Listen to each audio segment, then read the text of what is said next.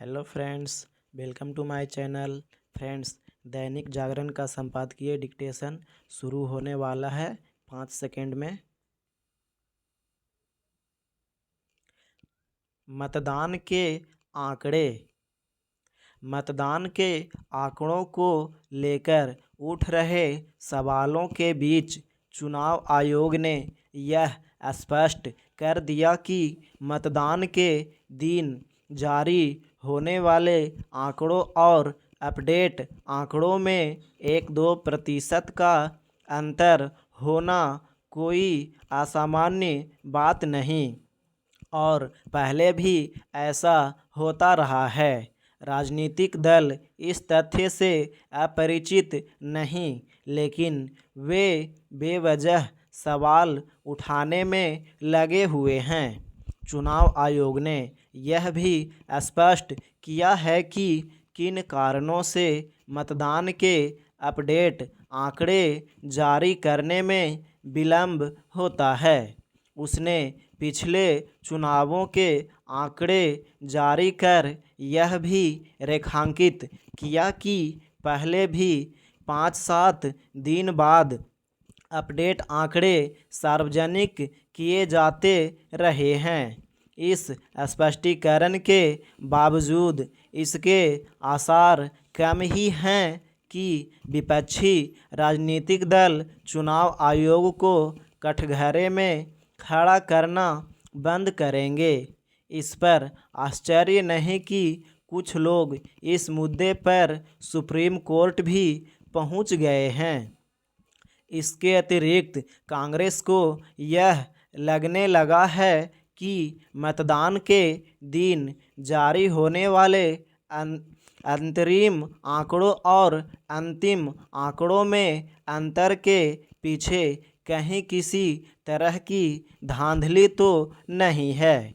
इस आशंका का कोई मतलब नहीं, क्योंकि मतदान की प्रक्रिया संपन्न होने के बाद सभी दलों के पोलिंग एजेंट को इसका विवरण दिया जाता है कि कहाँ कितने प्रतिशत मतदान हुआ।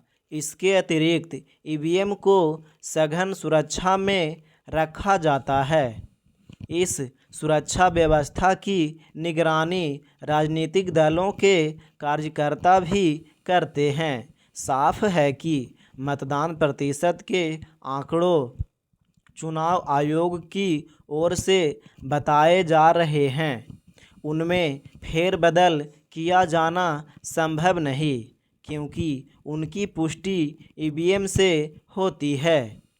चुनाव आयोग की ओर से दी गई जानकारी के अनुसार पहले 4 चरणों में मतदान के दिन जारी अंतिम आंकड़ों और अंतिम आंकड़ों में अंतर करीब 1 करोड़ मतों का है। इसे भारी अंतर वही करार दे सकता है जिसे इसका ज्ञान न हो कि देश में मतदाताओं की कितनी अधिक संख्या है। पहले 4 चरणों में 45.10 करोड़ लोगों ने मतदान किया है। ऐसे में 1 करोड़ का अंतर कोई खास बात नहीं।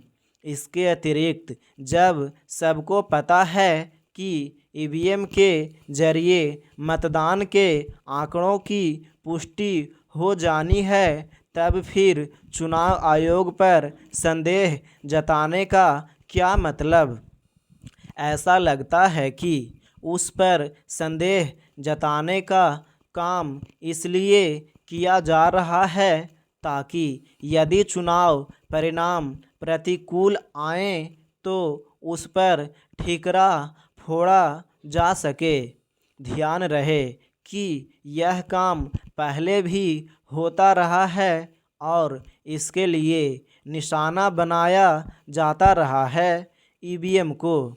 इस बार भी चुनाव शुरू होने के पहले यह कोशिश की गई कि मतदान ईवीएम के बजाय मतपत्रों से हों।